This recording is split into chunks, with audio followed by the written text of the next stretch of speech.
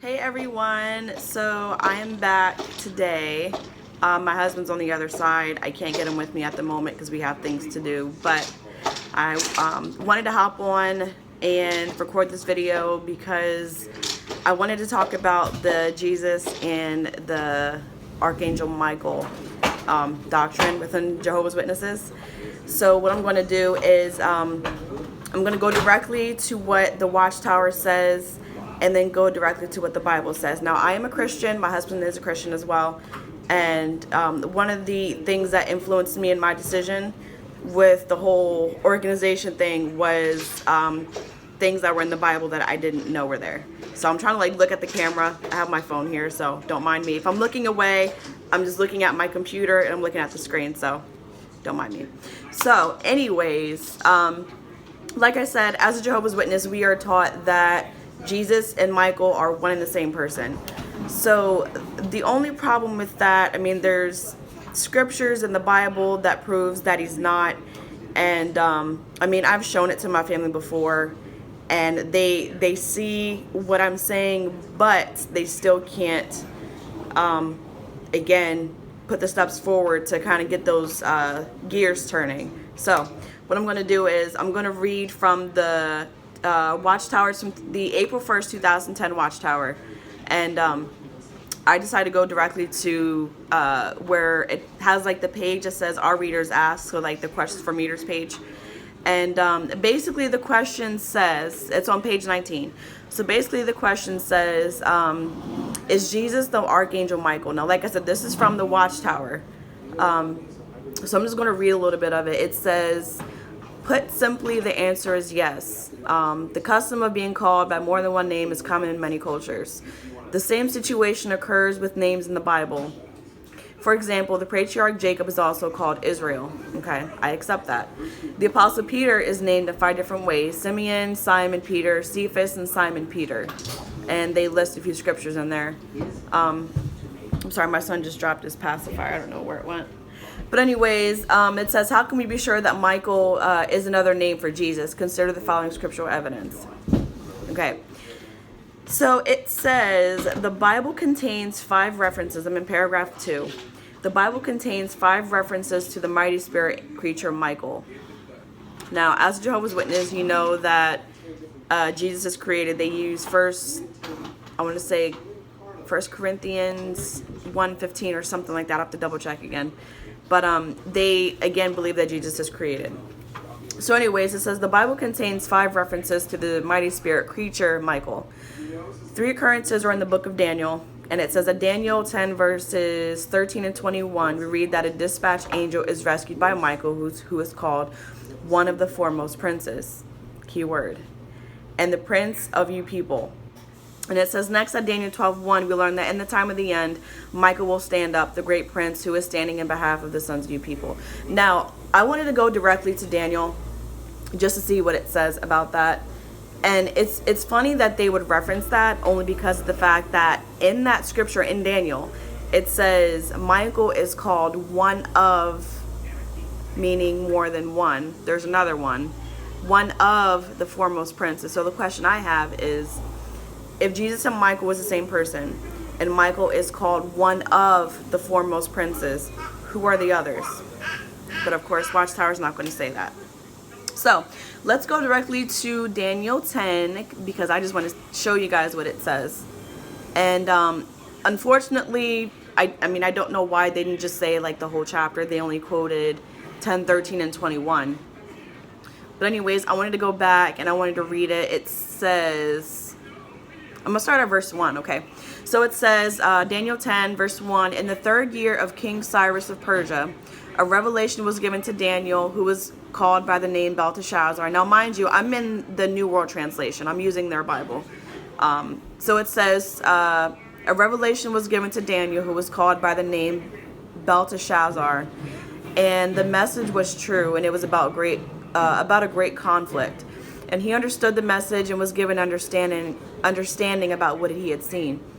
In verse 2, it says, in those days, I, Daniel, had been mourning for 3 full weeks.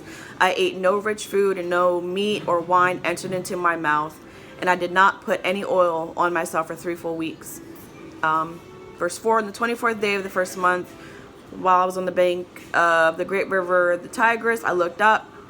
And I want you guys to listen to this. I want you guys to listen to this, because this is my point. Verse 5 says, I looked up and saw a man clothed in linen, and around his waist was a belt of gold from Uphaz. His body was like chrysolite. His face had the appearance of lightning. His eyes were like fiery torches. His arms and his feet looked like burnished copper. And the sound of his words was like the sound of a multitude. Verse 7, only I, Daniel, saw this vision. The man with me did not see this vision. However, a great trembling seized them, and they ran away and hid. So I want you guys to keep this in mind. Daniel 10, the main scriptures that I want you guys to remember is Daniel 10 verses, let's say, verses 4 through 7. So let's start with that. Daniel 10, 4 through 7. And I'm going to drop down to where they mention verse 13. No, actually, I'm going to go back a little bit. Let's look at verse 12. It says, he then said to me, do not be afraid, O Daniel. Your words have been heard from the first day that you gave your heart to understanding and to humbling yourself before your God. And I have come because of your words. Verse 13, but the prince of the royal realm of Persia stood in opposition to me for 21 days. Okay, so we have this person speaking, okay, that has the appearance of, let me go back again. It has his body like chrysolite, face had the appearance of lightning, his eyes were like fiery torches, arms and feet were like burnished copper, and the sound of his words was like a multitude. Let's jump back down.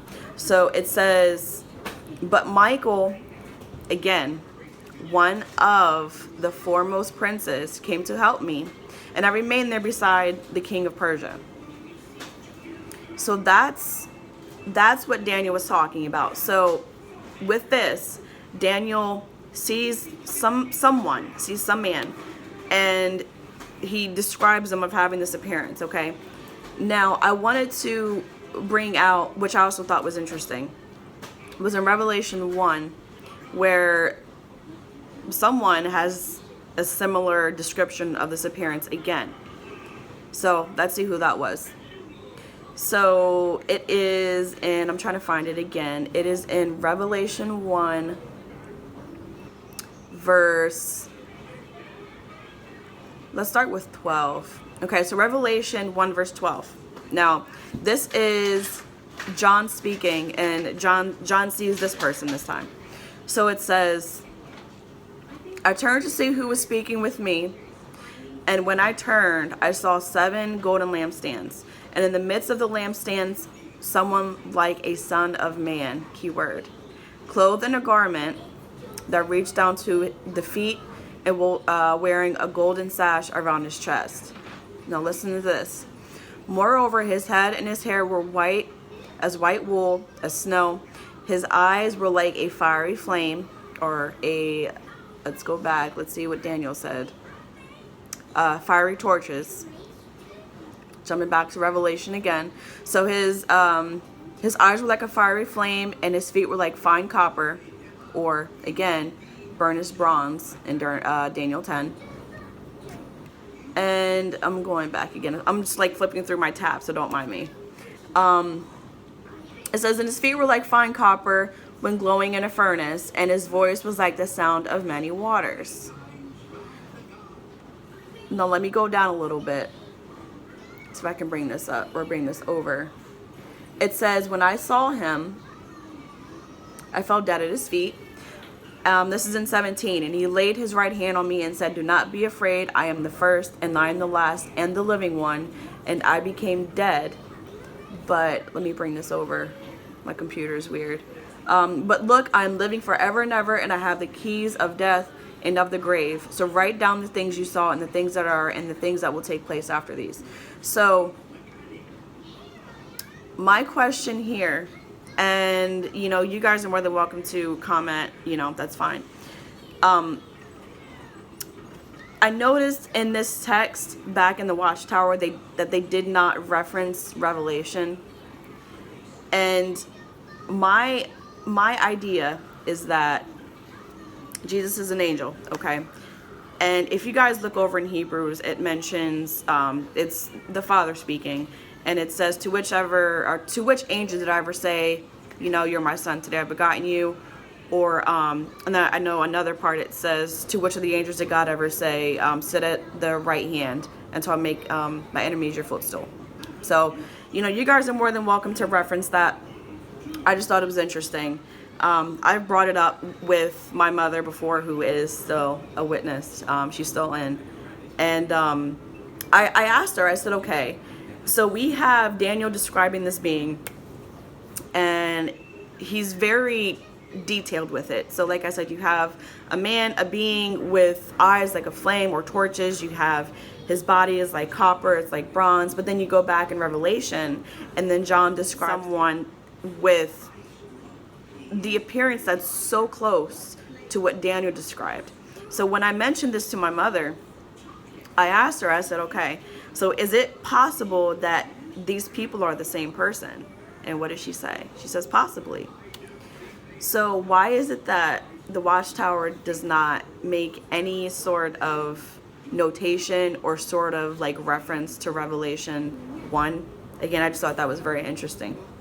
So this is just one of the things that stood out to me, throughout my journey as, kind of waking up to the organization, waking up to the doctrine. It's just going strictly to the Bible. It just shows me that, okay, Jesus and Michael, they're not the same person. And I mean, I could list so many more references, to be honest, but this is the biggest thing that sticks out to me. Daniel sees someone that has this appearance, and then this being says that Michael, and I quote, it says one of the four most princes. So what this means to me, at least, is that there's more than one. There's another one. So if he's one of, who are the others? I mean, it could be Gabriel. I mean, that's just my thoughts. All right. And so then another thing that I wanted to point out, I wanted to look up the definition of the word rebuke. And just looking in the dictionary, it says to express sharp disapproval or criticism of someone because of their behavior or actions. And the synonyms that they had, it was reprimand, scold, admonish, reprove, chastise, berate, criticize, etc. And so the other thing that I wanted to point out was that Michael dare not rebuke the devil in the book of Jude. So I wanted to go and look at that really quick. And it's in Jude 1, verse 8. Is it verse 8? No, let's start with verse 9. It says, but when Michael the archangel had a difference with the devil and was disputing about Moses' body, he did not dare to bring a judgment against him in abusive terms, but said, may Jehovah rebuke you. And verse 10 says, but these men are speaking abusively. It's about all the things they really do. Okay, I'm not worried about that. So like I said, verse 9, verse 9 basically is telling us that Michael did not rebuke the devil over Moses' body. So the other thing I thought was interesting was, again, Jesus is Michael in heaven, okay? So if he's this archangel, he did not rebuke the devil at this point. So my question is, why is it that when Jesus was even in his lower form as a human, why was he able to rebuke the devil then? So that's always interesting. I wanted to go to Matthew 4, verse 9 and 10. And it says, verse 9, it says, and he said to him, all these things I will give you if you fall down and do an act of worship to me. In the verse 10, it says, then Jesus said to him, go away, Satan, for it is written, it is Jehovah your God you must worship, and it is to him alone you must render sacred service. So once again, we have Michael, we have Jesus as this Michael person, a spirit being, an angel, and he's in heaven, and he dared not rebuke the devil, okay? But again, we're thinking that they're in the same person, okay? So when Jesus comes down to earth, he's in his human form, which obviously is lower than angels. It's lower than God and everything. We're pretty much below them. He is able to rebuke the devil then. So again, We have Michael, who could not rebuke the devil. And I mean, I could find scriptures for that. You know, I do have my reasons for that. But we have Jesus in his human form that's able to do so. So that's, you know, something else that stood out. So that is just some interesting things I wanted to point out. If you have any questions, feel free to leave comments on down below. I'm like still trying to get used to this, but feel free to leave comments down below, and I will try to respond as best as I can. So hope that helped. Feel free to share this with whoever, and you guys have a good night. See ya.